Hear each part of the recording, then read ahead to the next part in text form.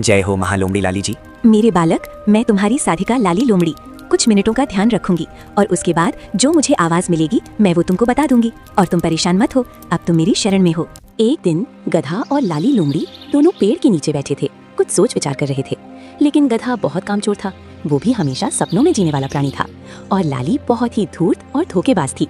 लाली गधे से बोलती है, अरे ओ गधे, तुम दिन रात सोए रहोगे तो हम दोनों का जीवन कैसे बीतेगा?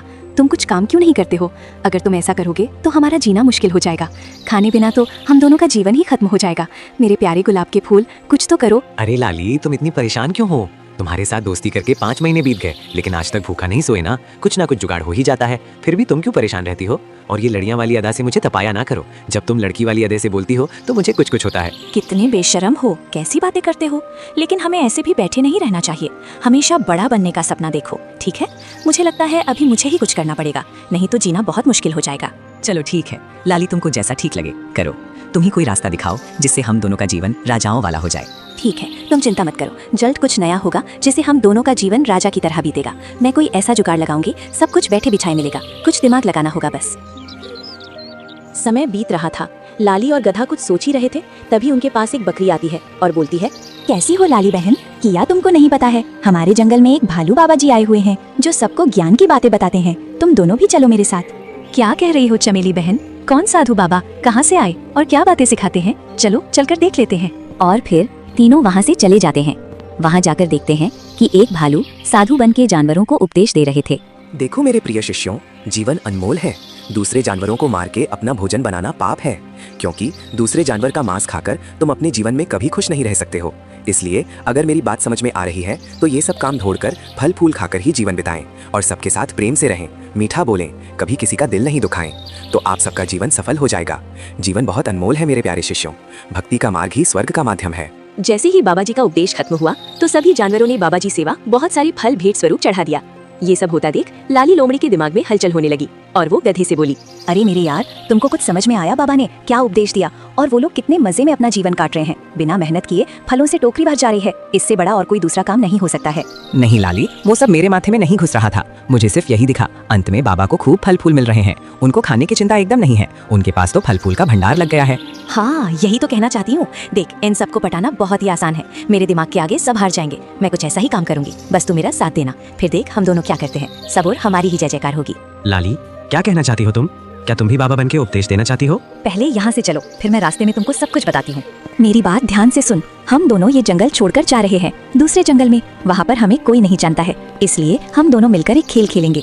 तुम बनना मेरा चेला, मैं बनूंगी सन्यासी साधिका। फिर देखना हम दोनों के तो मजे ही मजे। मैं दूंगी सबको उपदेश। वैसे भी इस जंगल में अपनी कोई इज्जत भी नहीं है, सभी लोग शक की नजर से देखते हैं और हम दोनों को लेकर सब गलत बातें करते। इससे अच्छा है कि हम इसमें ना ही रहें, यही सही होगा। और फिर वो दोनों दूसरे जंगल में पहुंच जाते हैं। वहाँ पर सब जानवर बहुत ही भोले और मासूम थे, जो छल कपट की भावना नहीं जानते थे। और लाली समझ गई थी यहाँ उसका सब काम अच्छा चल सकता। फिर अगले दिन सुबह होती है। कैसे हो भाई आप सब? मैं और मेरी गुरु हिमालय पर्वत से आई। मुझे लगता है कि तुम सबका जीवन बहुत ही दुख और तकलीफ में है। अगर आप सब चाहें तो मैं तुम सबको अपने गुरुजी से मिलाना चाहता हूँ। तुम्हारे जीवन की हर पीड़ा खत्म कर देंगे और तुम सबको एक अलौकिक शक्ति का आभास होगा, जिससे तुम्हारे जीवन की काया पलट जाएगी। मुझे ही देख लो, मैं एक गधा हूँ, मेरे जीवन को ताड़ दिया महासाधिका जी ने, और मैं यही चाहता हूँ कि तुम सब भी मेरे गुरुजी का प्रवचन सुनोगे तो जीवन में खुशहाली आएगी और इस जीवन चक्र से सदा के लिए मुक्ति मिल जाएगी। अरे भाई, आहा, आपकी वाणी में कितनी मिठास भरी हुई है और आप तो साक्षात कोई दूसरी दुनिया के कोई अलौकिक जीव लगते हो। आप कितने शानत हैं। हम सभी आपके उस महान गुरुजी से मिलना चाहते हैं और उनका प्रवचन सुनकर अपना जीवन धन्य करना चाहते हैं। चलो हम सब आपके गुरु के पास चलते हैं। फिर सभी जानवर गुरु माँ लाली के पास आते हैं और प्रवचन सुनते हैं। साधिका लाली जी अपने प्रवचन करना शुरू कर देती हैं। मेरे प्यारे भक्तों, देखिए, आप सबका जीवन बहुत ही अनमोल है। हमें सभी काम धर्म के अनुसार ही करने चाहिए। जैसे कि किसी जानवर को मारकर खा जाना, ये सही नहीं है। इससे हम पाप के भागी बनते हैं, अतः हमें बहुत तकलीफ उठाते हैं। लेकिन साधिका जी, हम भोजन नहीं करेंगे तो जिएंगे कैसे? हम लोग तो हमेशा से मांस ही खाते आए हैं, फिर हरी घास फल नहीं खा सकते हैं। जो जानवर घास खाते हैं वही जानवर हमारा भोजन बनते हैं। बच्चा, मन को मनाना होगा। मन एक उड़ता हुआ पंछी है। अगर एक बार मन को वश में कर लिया तो फिर इस दुनिया से ऊपर उठ जाओगे और मन से सारे भ्रम दूर हो जाएंगे। फिर तुम अपने पापों से मुक्त हो जाओगे। जैसे उदाहरण के लिए, मन में मन है जैसे एक रावण और दूसरा मन श्री राम। अब तुम किस मन को चुनते हो? विनाश चाहते हो या अपार आनंद? मैं तुम्हें अपने बारे में बताती हूँ। मैं भी एक मांसाहारी थी। एक दिन मैंने एक खरगोश का शिकार किया तो उसे पकाकर खाया। तभी वहाँ एक महान संत आए। उनके पास ऐसी शक्ति थी जो मन को शांत कर दे। उनकी कृपा से आज मैं एक शाकाहारी साधिका बन गई और मैंने धर्म का रास्ता अपनाया। और अब मैं वन जंगल हर जगह जा जाकर शक्ति का प्रचार करती हूँ, जिससे सबको मार्गदर्शन मिल सके और सबका कल्याण हो। आहा, हे साधिका जी, आपकी वाणी कितनी मीठी है और आप एकदम शांत हो। आप में कोई लोभ नहीं, कोई लालच नहीं है और हम सब आपके बताए हुए रास्ते पर ही चलेंगे। अब हम सब मिलकर आपके दिखाए रास्ते पर ही चलेंगे। आपकी बातों में वो सच्चाई है जिससे हम सब दूर भागते हैं। और साधिका जी, आपकी भोजन का प्रबंध हम सब मिलकर करेंगे। धन्यवाद भक्तजनों, हम आपके सदा आभारी रहेंगे। जो भी भेंट आप लोग मुझे देना चाहते थे, दो मैं रूखी सूखी खाकर ही खुश हो जाऊंगी। फिर क्या था, सभी जानवर अलग अलग फल फूल देने लगे, जिससे दोनों का जीवन मजे में बीतने लगा। अरे वाह लाली, तू छा गई। तुमने तो सबको मदहोश कर दिया। सब कैसे सुनते हैं तुमको। मेरी प्यारी लाली, तूने तो हमारे सूखे जीवन को हरा भरा कर दिया। छा गई तू तो। अपना जीवन तो अब राजाओं वाला बीत रहा है। अब किसी प्रकार की चिंता नहीं है। अब तो मजा ही मजा है। काम भी नहीं करना पड़ रहा है और अच्छा अच्छा फल फूल घास भी मिल रहा है। बस ऐसे ही प्रवचन करती रहना। अरे यार, मैंने क्या कहा था, एक दिन हम लोग राजाओं की तरह जिंदगी जिएंगे और वो दिन आ भी गया। बंटी, तुम चिंता मत करो, यहाँ का राजा भी हमारा शिष्य होगा। फिर हम लोगों की एंट्री दरबार में हो जाएगी। बस तुम देखते रहो कैसे मैं इन सबको अपने वश में करके बैठे बिठाए सारा माल हड़प जाएंगे। बस एक बार मुझे इस जंगल के राजा को अपने जाल में फंसा लेने दो, बस फिर हम दोनों के मजे ही मजे। हाँ लाली, मुझे तो यकीन हो गया है, तुम वो दिन भी ला सकती हो, क्योंकि तुम महान झूठी हो। फिर ये बात जंगल के राजा शेर सिंह के पास गई। सभी जानवरों की बातें सुन के शेर सिंह परेशान हो गया और उसने बोला, तुम लोग ये कैसी बहकी बहकी बात कर रहे हो। जंगल में एक सन्यासी लोमड़ी आई है जो सबको उपदेश दे रही है।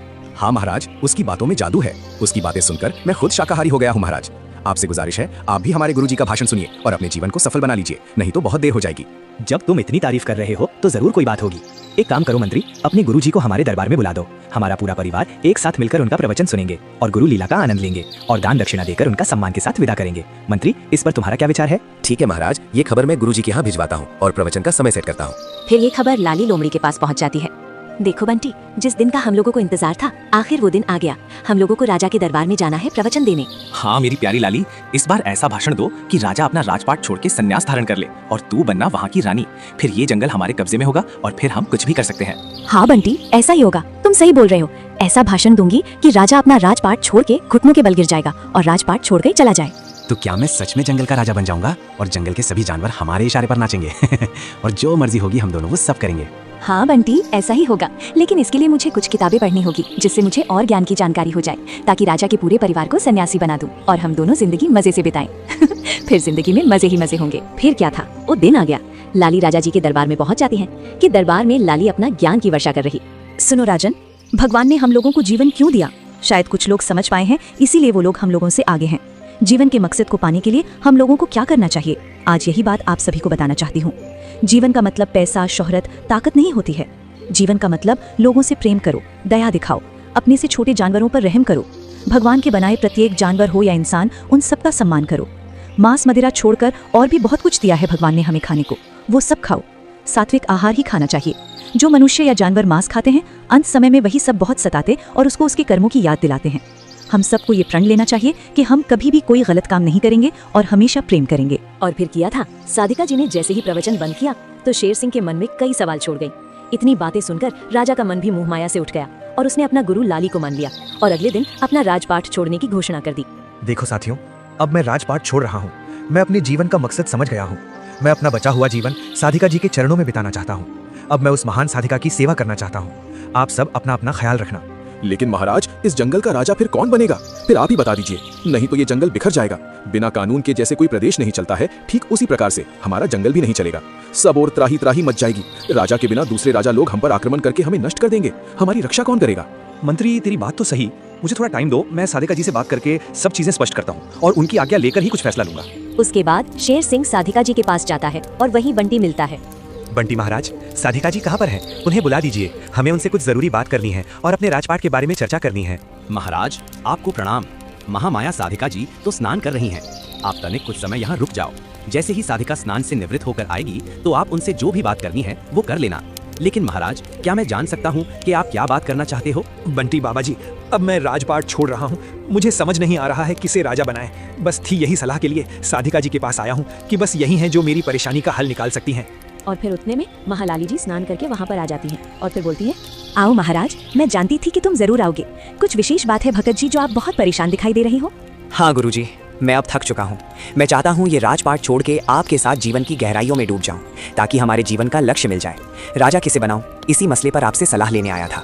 बहुत नाम मेरे सामने आया, लेकिन मैं कुछ समझा नहीं पाया, इसलिए मैं आपकी शरण में आया हूँ। मुझे रास्ता दिखा दो महासाधिका जी। जय हो महालोमड़ी लाली जी। मेरे बालक, मैं तुम्हारी साधिका लाली लोमड़ी कुछ मिनटों का ध्यान रखूंगी और उसके बाद जो मुझे आवाज मिलेगी मैं वो तुमको बता दूंगी। और तुम परेशान मत हो, अब तुम मेरी शरण में हो। फिर दिखावे के लिए लाली लोमड़ी कुछ मिनट के लिए आंखें बंद कर लेती हैं और मन में सोचती हैं। अरे वाह, ये उम्मीद से पहले ही बेवकूफ बन गया। इतनी जल्दी सफलता मिल जाएगी ये उम्मीद नहीं थी, लेकिन कोई नहीं, भगवान जब देता है तो छप्पड़ फाड़ के देता है। ये बात आज साबित हो गई। चलो, आज इस मूर्ख शेर के कारण मेरा फालतू गधा राजा बन जाएगा। अब इस गधे को राजा बना देती, फिर हम दोनों के तो मजे ही मजे हैं। कितना मूर्ख है ये कमबख्त राजा। मेरे प्यारे शेर सिंह, मैंने सब कुछ ध्यान के माध्यम से देख लिया है। आने वाले समय के लिए राजा कौन है? मुझे आकाशवाणी से आवाज आई है कि अब से इस जंगल का राजा बंटी गधा बनेगा, जो एक इतिहास में पहली बार ऐसा राजा हूँ जो ना तो प्रजा को तंग करेगा, ना ही किसी तरह से कोई गलत काम करेगा, और खुद भगवान बंटी गधे के साथ रहेंगे। और इस गधे की एक और विशेष बात है, जो ये दुलत्ती भी चला सकता, इसलिए आज से यही गधा होगा जंगल का राजा।